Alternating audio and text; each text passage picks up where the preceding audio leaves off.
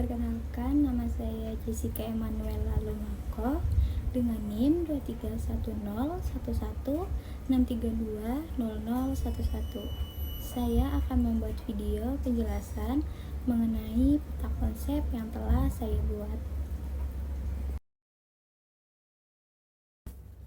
Fonemik adalah kajian atau analisa bunyi bahasa dengan memperhatikan statusnya sebagai pembeda makna.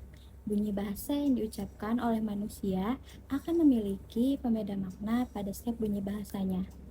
Objek kajian dari fonemik adalah fonem, berbeda dengan objek kajian fonetik yang mengkaji fon. Yang selanjutnya ada identifikasi fonem.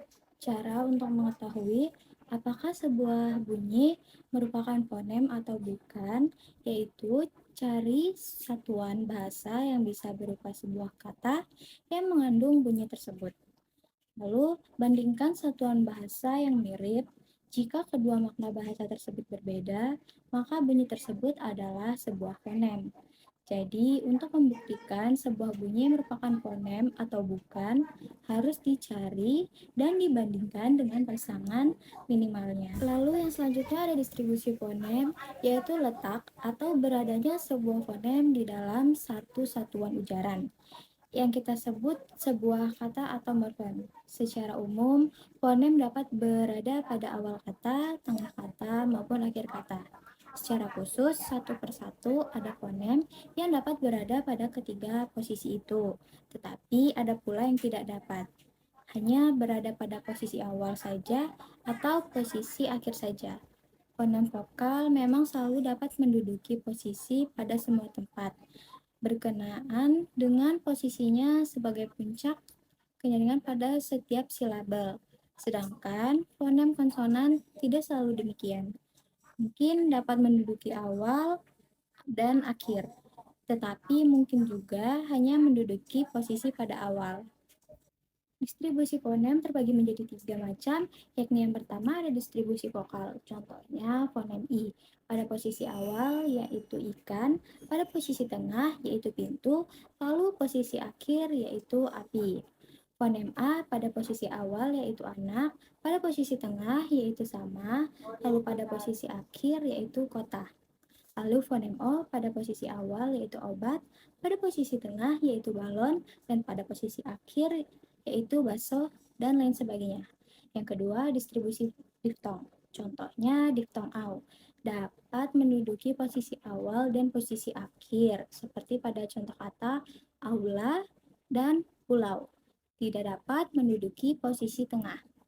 Lalu ada diftong I hanya menduduki posisi akhir, seperti pada kata pantai dan landai.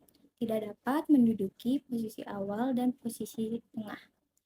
Lalu yang ketiga ada distribusi konsonan. Contohnya fonem P pada posisi awal yaitu pasang, pada posisi tengah yaitu apa, lalu pada posisi akhir yaitu siap.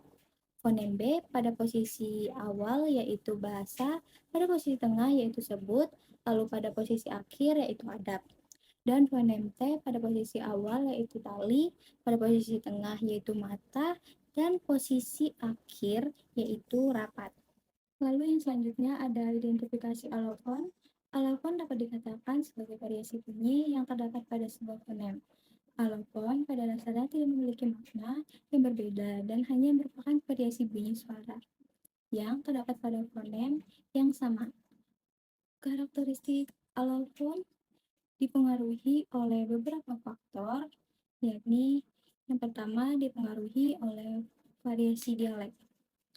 Alofon bisa terjadi karena perbedaan dialek suatu bahasa. Misalnya, di Jawa terdapat dialek Banyumas, Surakarta, Yogyakarta, dan masih banyak lagi. Setiap dialek memiliki alofon yang berbeda-beda. Yang kedua, dipengaruhi oleh variasi aksen. Selain dialek, alofon juga bisa dipengaruhi oleh aksen. Baik itu aksen regional, sosial, atau pendidikan. Misalnya, seseorang yang berpendidikan tinggi cenderung memiliki aksen yang lebih jelas dan juga benar. Lalu yang ketiga dipengaruhi oleh situasi sosial. Walaupun juga bisa dipengaruhi oleh situasi sosial. Contohnya, ketika seseorang berbicara dengan atasan atau orang yang lebih tua, cenderung menggunakan alafan yang lebih sopan dan formal. Sebaliknya, ketika seseorang berbicara dengan teman sebaya, bisa menggunakan alafan yang lebih santai dan informal. Lalu yang keempat, dipengaruhi oleh ukuran dan bentuk artikulator. Alafan juga bisa dipengaruhi oleh ukuran dan bentuk artikulator seseorang. Misalnya, seseorang memiliki lidah yang lebih panjang bisa menghasilkan alafan yang berbeda dari seseorang yang memiliki lidah yang lebih pendek. Lalu ada gugus fonem dan deret fonem.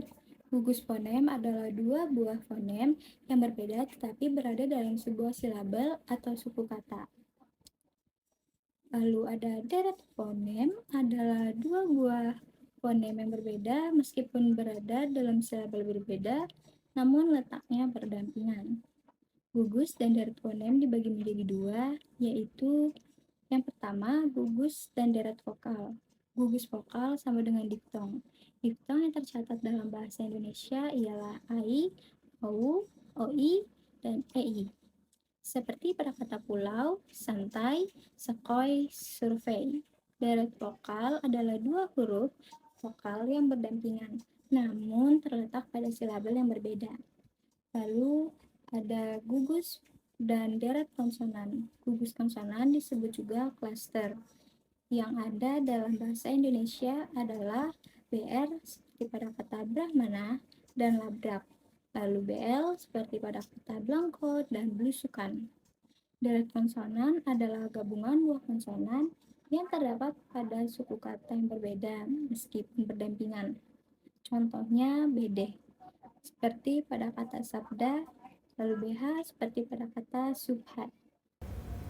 Sekian tugas penjelasan mengenai peta konsep yang telah saya buat. Terima kasih.